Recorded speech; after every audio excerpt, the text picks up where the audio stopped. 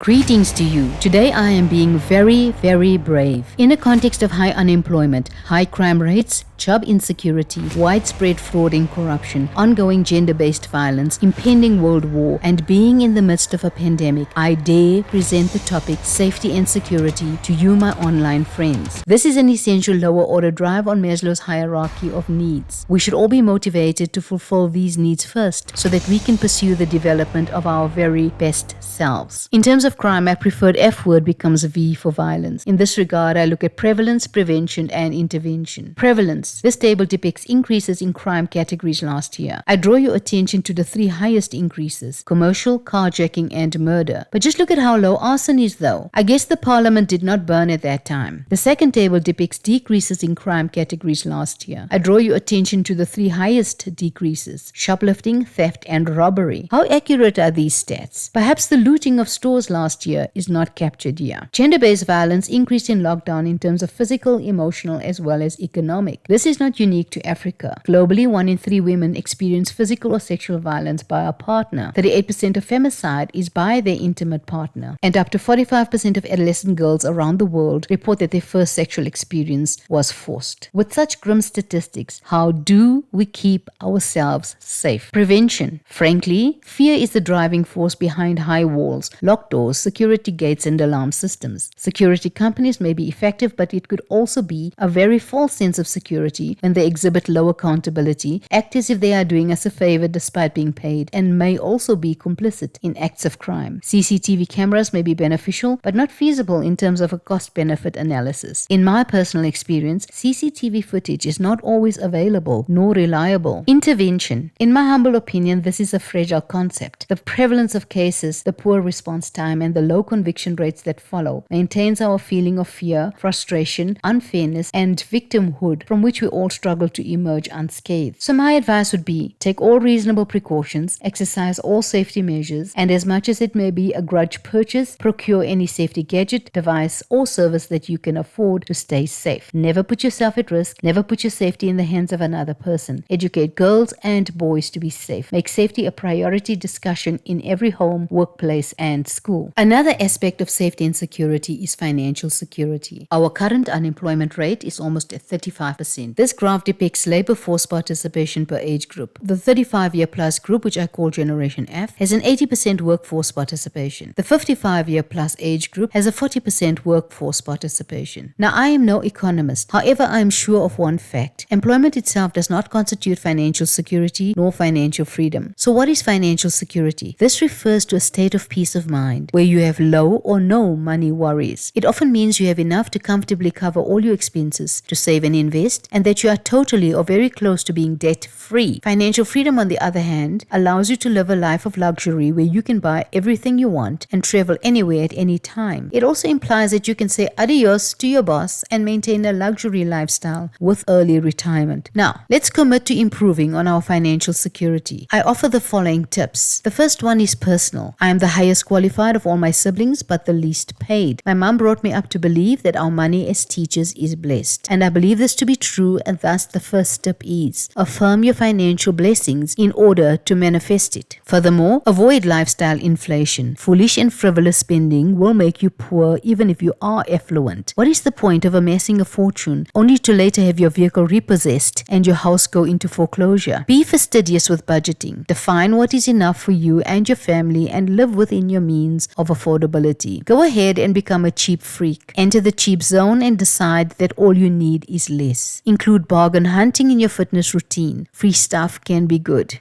Explore ways to have frugal fun. The international day for this is the first Saturday of October, but in this economic climate, it should be once a week, if not every day. Save and invest. The less you spend, the more you keep. This gives you a good financial buffer for emergency situations. Further benefits are that your money continues to bear fruit. Now, please take note, time, patience, and consistency are key to make progress towards financial security. Also note that financial gain through fraudulent means may lead to a forensic audit. Finally, if you are relatively financially secure and you can contribute to the less fortunate, please do so. It may not be a lot, but I do believe that every bit counts. I'll leave you with this phrase. My favorite car is not a fabulous Ferrari because the finance costs and the fuel prices are just frightening. Mental health and safety. This section is perhaps the most important part. Our ancestors were exposed to predators which they had to fight or flee from. In modern society, though, the threat of being eaten by a wild animal is few and far between. Thank goodness for that. However, it has been replaced by many other threats, the worst of which, in my opinion, is human predation. Now, responses to modern stresses are highly subjective. Feelings of fear and fragility, anxiety and frustration, as well as unfairness at the loss of jobs, lives, and livelihoods have surfaced. At work, fault-finding, false accusations, and the flouting of rules, regulations, and responsibilities have escalated. People are continuously going through stages of the grief cycle for multiple losses at the same time. We can see this because even in small matters of disagreement, we remain longer in fume and fuss mode rather than to bring ourselves to forgive and forget. In my sphere of influence, I must manage these situations effectively. I pray for courage and insight to find the correct response at all times. I am learning to have foresight into my own triggers and to facilitate a connection between my brain, heart, and behavior. I also draw from these trauma response words to find a way forward. At the end of the day, I must be able to cope myself so I can help others to cope as well. These are the F words of trauma: fight, flight, fatigue, flood, freeze, and fawn. Each of us experience these on either a low or high level. We will call the low level healthy and the high level a trauma response. The fight response: when confronted with a stressor and or unsafe situation, you have every right to stand up for yourself, to refuse to be disrespected, to be fierce in your pursuit of justice, and to be ferocious in your will to survive and to overcome all your challenges. As long as this is done in a polite, professional, and legal manner, without infringing on and violating the rights of other people, this fight response could be a healthy response. The fight response looks very different when a person reacts with anger in an aggressive physical and verbal manner and is seeking to control the situation without due consideration of others. In this case, it is referred to as a trauma fight response. This trauma response needs intervention. It is unprofessional and could be criminal. Both the behavior displayed and the underlying causes, therefore, needs to be unpacked and practical strategies put in place. Professional intervention is advised. The flight and freeze response. We learn from nature, in particular the famous death faker, the opossum, that fleeing and freezing can save your life. I personally feel it is very healthy to avoid unnecessary danger and tension, particularly when you are fatigued and are flooded with many negative thoughts. As a positive response, I call it disengagement within limits. In these instances, I follow the steps on my EQ2 video. I retreat and I become still. I reconnect with myself inwardly to check in on my feelings and also to appraise the situation realistically. I breathe deeply. I may journal. Most importantly, I reframe my thoughts from negative to positive, and I refocus my strategy to be of personal as well as organizational benefit. By the absolute grace of God, I have up until now always forged forward. The flight and freeze as a trauma response. This is when disengagement is for far too long. In this case, the person goes through extreme avoidance and self-protection mode. This looks differently for different people. It could be seen as oversleeping and chronic workaholism, but also as dissociation from life and detachment from reality. Once again, I do advise that professional support is essential. Self-help strategies that center around grounding techniques must be explored in between professional support sessions. Every time you feel you may start to dissociate, breathe slowly, listen to the sounds around you, walk barefoot, wrap yourself in a blanket, and enjoy the protective feeling of it being around you. Touch something or sniff something strong. In short, use all your senses. The fawn response. At its core, fawning is about people-pleasing, engaging in pacifying behaviors, and always seeking the approval of others. It does seem good to be well-liked, and sometimes you may be in such a dangerous situation that you have to defer to others to secure safety. As a trauma response, it can reach unhealthy levels to the point where you abandon yourself and your needs, and you no longer feel seen or heard by others. You have now literally rendered yourself invisible. As always, I recommend professional intervention. Self-help strategies that can be explored are: form firm boundaries, limit the support you provide to others, and focus on yourself. Be extra loving and soothing to yourself, and stop saying the words, "I am fine." Recognize where you need help and seek and accept help. Now, as much as I have described different circumstances, from a positive response to a trauma response, you cannot put the human condition in a box. Not everything is going to fit neatly into a category. You cannot rely on one particular strategy to deal with a unique stress, insecurity, or danger in your life. In all matters concerning unsafe stresses and dangerous situations, protect yourself, protect your friends and family, and seek the appropriate care. My My videos are created so you can become a more aware and empowered person, and for you to be your best line of defense in any situation. I also wish for you to have a repertoire of coping skills to tide you over in between sessions of professional support. May God make all challenges easy for you. I hope that we can individually and collectively experience healing and growth with each upward climb. Thank you so much for watching this video. I wish you health and safety and security wherever you are.